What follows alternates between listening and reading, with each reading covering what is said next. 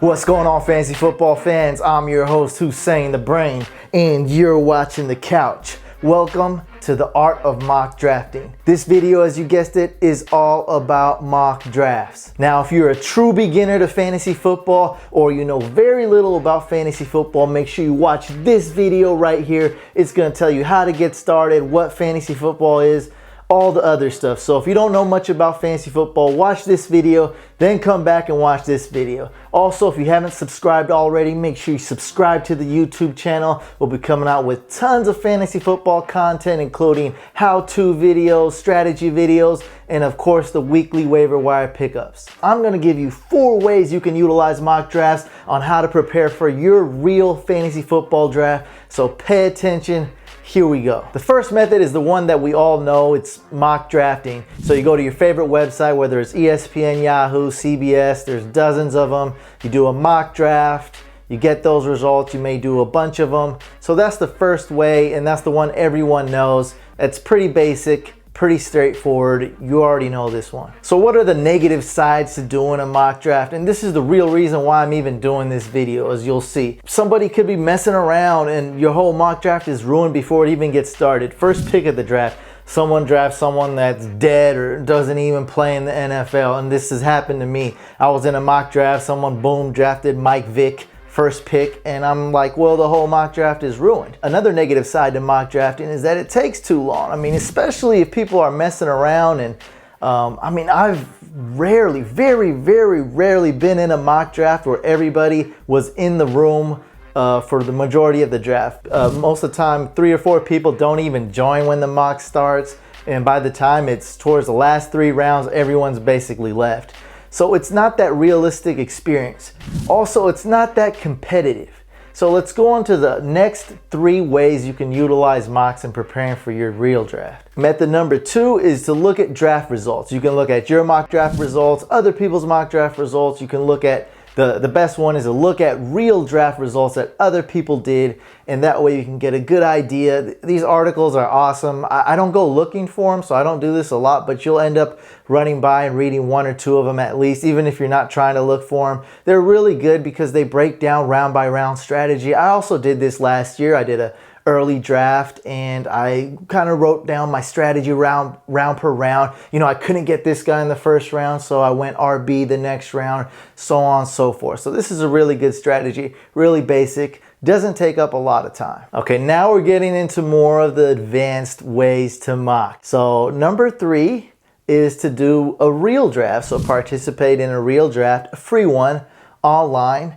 And you don't have to necessarily play in this league. So just an example, if you don't get what I'm talking about, go to ESPN or Yahoo, any of those sites, join a free public league like you're gonna really draft, you know, like a real league, and really draft. And you don't have to play in this league if you don't. Now you can, but you don't have to participate in the league. You don't have to look at it ever again. You can even sign up with a totally new email, totally new account if you want. So you go do that. Now, why would you do that? It's a bit crazy. Like I said, this is a little bit advanced. So you want to do that because it's more competitive. Now, if it's a 10-man or 12-man league, usually 10 or 12 people are participating right away. It's more competitive. People stay longer, and it's going to get you a better sense of what the real draft's going to be like. Now, do a bunch of ordinary mock drafts, like number 1 when we were talking about. It really won't be that competitive. If you do about 10 of them, you're lucky if 1 or 2 of them will really simulate the competitiveness of your league. And number 4, this is going to be key. You guys have to check this out. It's draft simulators. Now, I personally use the Draft Wizard from Fantasy Pros.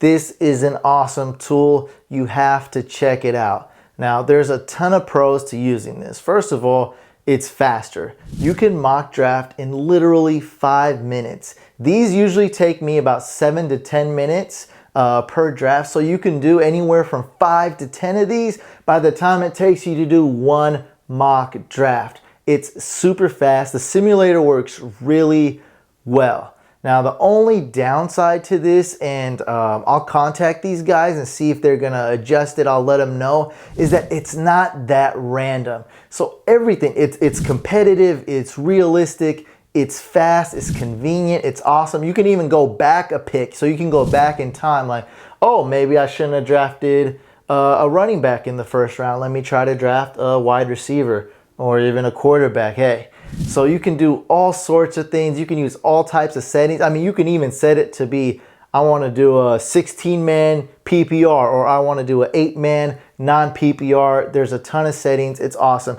Now, it is not the end all. You don't want to just do the draft simulator. I would utilize all 4 of these. And this is how much I would do, how many I would do of each of these 4 tools, 4 techniques. Just to give you an example, not an exact amount, there's not an exact science, but just to show you how important each one is. So when doing a standard mock draft, you may want to do, let's say, 4 or 5 of those. I know that takes quite a bit of time. That could be 5+ hours.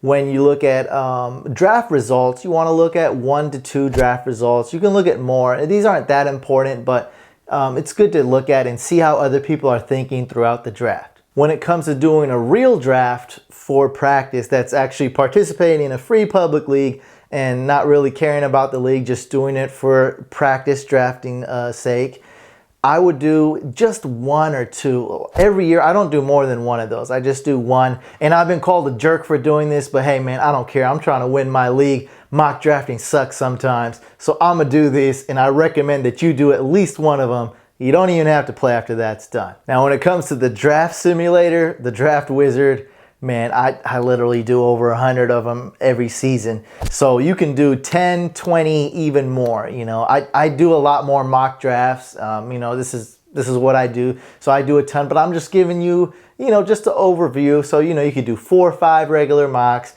Look at 1 or 2 draft results. Do 1 or 2 real leagues, but just use them as practice. And you can do literally hundreds of mock draft simulations. They take just 5-10 minutes. They're super fast. So I definitely recommend you do those. Hopefully this video was useful and you learned something new about fantasy football mock drafts. All the information I provided and links will be in the description below, so check that out if you have any questions. Also, make sure you guys watch my previous video where I interviewed Sean Smith and other NFL players. We talked about stuff like Pepto-Bismol. You gotta watch the video to find out why. Also talked about who the best trash talkers in the NFL are. So make sure you check that video out. Also, make sure you guys like the video. Leave a comment below. Do you like this video? Do you wanna see more videos like this? Let me know. I wanna hear your opinion. I'll see you guys on the next one.